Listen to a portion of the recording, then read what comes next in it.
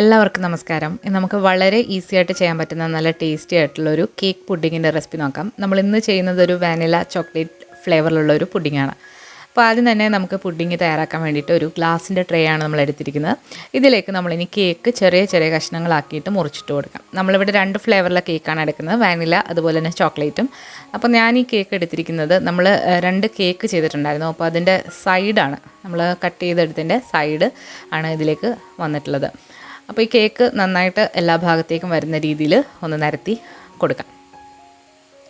നമ്മൾ സ്പോഞ്ച് കേക്കിൻ്റെ റെസിപ്പി ഇതിന് മുൻപ് സെപ്പറേറ്റ് ആയിട്ട് അപ്ലോഡ് ചെയ്തിട്ടുണ്ട്. അതിൻ്റെ ലിങ്ക് ഞാൻ ഡിസ്ക്രിപ്ഷൻ ബോക്സിൽ കൊടുക്കാം. ബേക്കിംഗ് പൗഡറും ബേക്കിംഗ് സോഡയും ഇല്ലാതെ ചെയ്യുന്ന കേക്കാണ് ഇത്. അപ്പോൾ എല്ലാം നിരത്തി കൊടുത്ത് കഴിഞ്ഞാൽ നമുക്കിനി ഇതിലേക്ക് പാലിൻ്റെ ഒരു സൊല്യൂഷൻ ഉണ്ടാക്കിയിട്ട് ഒഴിച്ചു കൊടുക്കണം. നമ്മൾ ട്രസ്ലെച്ചസ് കേക്കൊക്കെ ചെയ്യുന്ന അതേ രീതിയിലാണ് ഇത് ചെയ്തിരിക്കുന്നത്. നമ്മളൊരു കപ്പ് എടുത്തിട്ടുണ്ട്, അതിലേക്ക് ഒരു 1/4 കപ്പ് പാലൊഴിച്ച് കൊടുക്കാം. പാലെന്ന് പറയുമ്പോൾ നമ്മളിവിടെ ഫ്രിഡ്ജിൽ വെച്ച് തണുത്ത പാലാണ് എടുത്തിരിക്കുന്നത്. ഇത് പാസ്ചറൈസ്ഡ് മിൽക്കാണ്, അതുകൊണ്ട് തിളപ്പിക്കേണ്ട ആവശ്യമില്ല. നാട്ടിലൊക്കെ ആണെന്നുണ്ടെങ്കിൽ പാല് തിളപ്പിച്ചിട്ട് വേണം എടുക്കാനായിട്ട്. ഇതിലേക്ക് നമ്മളൊരു 1/4 കപ്പ് ക്രീം കൂടി ചേർക്കുന്നുണ്ട്. ഫ്രഷ് ക്രീമോ അല്ലാന്നുണ്ടെങ്കിൽ വിപ്പിംഗ് ക്രീമോ എടുക്കാവുന്നതാണ്. പിന്നെ ഇതിലേക്ക് മധുരത്തിന് ആവശ്യമായിട്ടുള്ള കണ്ടൻസ്ഡ് മിൽക്കാണ് ചേർക്കുന്നത്. 1/4 കപ്പ് മുതൽ 1/2 കപ്പ് വരെ ചേർക്കാം. ഇത്രയും കൂടെ ചേർത്തിട്ട് നന്നായിട്ടൊന്ന് മിക്സാക്കി എടുക്കുക. കണ്ടൻസ്ഡ് മിൽക്കിൽ നന്നായിട്ട് മധുരം ഉള്ളതുകൊണ്ട് നമ്മളിതിൽ എക്സ്ട്രാ ആയിട്ട് പഞ്ചസാര ആഡ് ചെയ്യേണ്ട ആവശ്യം ഇല്ല. അപ്പോൾ നന്നായിട്ട് മിക്സാക്കി എടുക്കുക. ഈ മിക്സാക്കി വെച്ചിരിക്കുന്ന പാലിൻ്റെ മിക്സ് നമ്മളിനി കേക്ക് സെറ്റ് ചെയ്ത് വെക്കുന്നതിൻ്റെ മുകളിലായിട്ട് ഒഴിച്ചു കൊടുക്കുക. കേക്ക് ഇതിൽ നന്നായിട്ട് മുങ്ങി നന്നായിട്ട് സോക്കായി കിടക്കണം. അപ്പോഴാണ് ആ പുഡിങ്ങിന് നല്ല ടേസ്റ്റ് കിട്ടുന്നത്. മുഴുവനായിട്ടും ഇതിലേക്ക് ഒഴിച്ചു കൊടുക്കാം. വളരെ ഈസി ആയിട്ട് ചെയ്യാൻ പറ്റുന്ന ഒരു പുഡിങ്ങാണ്. നമ്മൾ മുഴുവൻ പാലും ഇതിലേക്ക് ഒഴിച്ചു കൊടുത്തിട്ടുണ്ട്. ഇനി നമുക്കിത് നന്നായിട്ടൊന്ന് പ്രസ് ചെയ്ത് കൊടുക്കാം. ഒരേ ലെവലിൽ ഇത് വരാൻ വേണ്ടിയിട്ടാണ് നമ്മളിങ്ങനെ പ്രസ് ചെയ്ത് കൊടുക്കുന്നത്.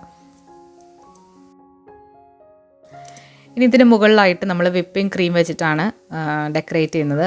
വിപ്പിംഗ് ക്രീമിന് പകരം നിങ്ങൾക്ക് ബട്ടർ ക്രീമോ ക്രീം ചീസോ ഒക്കെ എടുക്കാവുന്നതാണ്.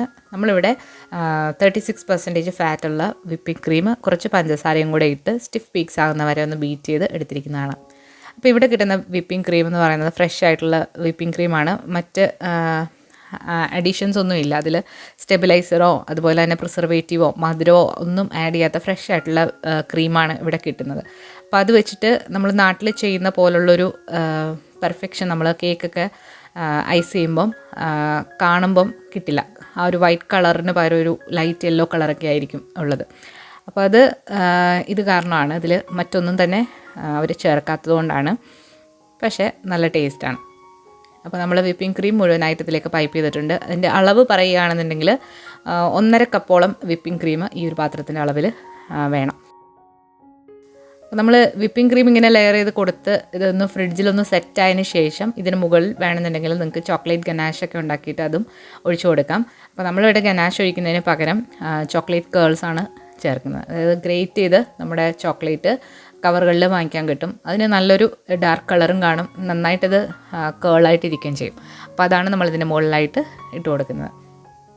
ഇതിന് പകരം നിങ്ങൾക്ക് ഗനാഷ് ഉണ്ടാക്കിയിട്ട് അത് ഡ്രസ്സിൽ ചെയ്യാം, അല്ലാന്നുണ്ടെങ്കിൽ മൊത്തത്തിൽ ഗനാഷ് ഒഴിക്കാം. അപ്പോൾ ഒന്നുകൂടെ നല്ല റിച്ച് ആയിട്ടുള്ളൊരു ചോക്ലേറ്റ് ഫ്ലേവർ ഇതിൽ കിട്ടും.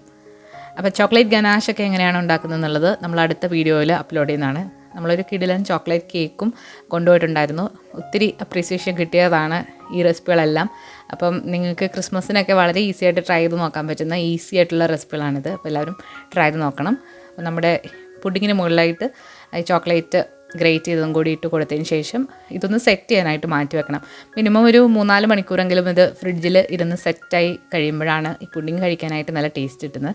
ഈ പുഡിങ് ആക്ച്വലി അവിടെ ആദ്യം തുറന്നത് ഇതാണ്. ഞാൻ ജസ്റ്റ് ഒന്ന് ടേസ്റ്റ് ചെയ്ത് നോക്കിയതേ ഉള്ളൂ. അതിൻ്റെ കറക്റ്റ് ടേസ്റ്റ് എല്ലാവരും കൊള്ളാം എന്നാണ് പറഞ്ഞത്. പെട്ടെന്ന് തന്നെ ഇത് കാലിയായി. അപ്പോൾ ടേസ്റ്റ് ഉണ്ടായതുകൊണ്ടാണ് അതത്ര പെട്ടെന്ന് തീർന്നു പോയത്. അപ്പോൾ എന്തായാലും നിങ്ങളൊന്ന് ട്രൈ ചെയ്ത് നോക്കിയിട്ട് നിങ്ങളുടെ അഭിപ്രായങ്ങൾ അറിയിക്കുക. അതുപോലെ നമ്മൾ ചോക്ലേറ്റ് കേക്കും വാനില കേക്കും പിന്നെ ഒരു സ്പെഷ്യൽ കേക്കും ഒക്കെ നമ്മൾ ഷൂട്ട് ചെയ്ത് വെച്ചിട്ടുണ്ട്. അതൊക്കെ വരും ദിവസങ്ങളിൽ അപ്ലോഡ് ചെയ്യും. അതുപോലെ തന്നെ പ്ലം കേക്ക് പല വെറൈറ്റികൾ അപ്ലോഡ് ചെയ്യാനായിട്ട് ചോദിക്കുന്നുണ്ട്. ഏറ്റവും എളുപ്പത്തിൽ സിമ്പിളായിട്ട് യാതൊരുവിധ മെഷറിംഗ് കപ്പോ ഒന്നും തന്നെ ഇല്ലാതെ ആർക്കും ചെയ്ത് നോക്കാൻ പറ്റുന്നൊരു പ്ലം കേക്കിൻ്റെ റെസിപ്പി നമ്മൾ അടുത്ത ദിവസം തന്നെ അപ്ലോഡ് ചെയ്യുന്നതാണ്. അപ്പോൾ എല്ലാവരും മറക്കാതെ കാണുക. അതുപോലെ ഈ വീഡിയോ ഇഷ്ടമായാലും ലൈക്ക് ചെയ്യാനും ഷെയർ ചെയ്യാനും മറക്കരുത്. പുതിയ റെസിപ്പി വീഡിയോകളുമായിട്ട് നമുക്ക് വീണ്ടും കാണാം. താങ്ക്